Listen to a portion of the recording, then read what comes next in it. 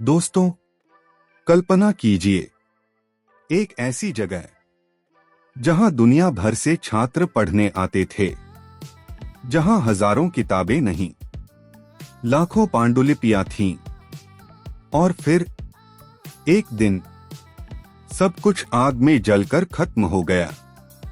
कहा जाता है कि वो आग महीनों तक जलती रही। लेकिन सवाल यह है, आखिर नालंदा यूनिवर्सिटी में ऐसा क्या था जो आज भी एक रहस्य बना हुआ है? नालंदा सिर्फ एक यूनिवर्सिटी नहीं थी, यह दुनिया की पहली आवासीय विश्वविद्यालयों में से एक थी। 5वीं सदी में स्थापित, यहाँ भारत ही नहीं, चीन, कोरिया, तिब्बत, फारस से भी छात्र आते थे। यहाँ पढ़ाए जाते थे गणित, खगोल विज्ञान, चिकित्सा, दर्शन और सबसे खास, ज्ञान को संरक्षित करने की परंपरा। नालंदा की सबसे बड़ी ताकत थी उसकी विशाल लाइब्रेरी। इसे कहा जाता था धर्मगंज। कहा जाता है इसमें 3 विशाल भवन थे, रत्नसागर, रत्नोद्धी, रत्नरंजक। इनमें से एक भवन 9 मंजिला था। कल्पना करो, 9 मंजिलों तक सिर्फ किताबें ही किताबें।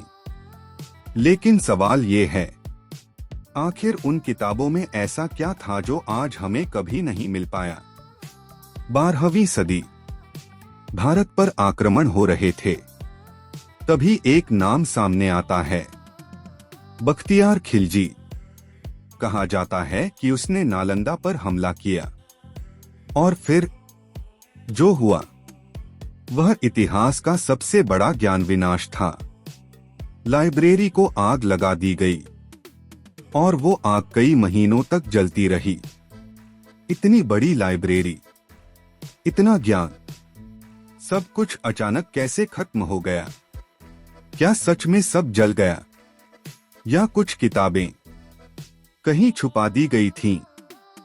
कुछ इतिहासकार मानते हैं कुछ पांडुलिपियां तिब्बत और चीन ले जाई गईं। लेकिन पूरा सच आज भी किसी को नहीं पता। सोचो, अगर नालंदा आज भी होती तो शायद विज्ञान आज और आगे होता, चिकित्सा और विकसित होती, इतिहास के कई रहस्य सुलझ चुके होते। लेकिन वह ज्ञान हमेशा के लिए खो गया। आज यूनिवर्सिटी सिर्फ खंडहर हैं, टूटी दीवारें, खाली जगहें। लेकिन जब आप वहां खड़े होते हो तो ऐसा लगता है जैसे वो इतिहास आज भी कुछ कह रहा है। क्या सच में नालंदा का सारा ज्ञान खत्म हो गया, या कहीं आज भी कुछ छुपा हुआ है? दोस्तों, नालंदा सिर्फ एक यूनिवर्सिटी नहीं थी, यह मानव इतिहास का सबसे बड़ा ज्ञान केंद्र था, जिसका अंत आज भी एक रहस्य बना हुआ है।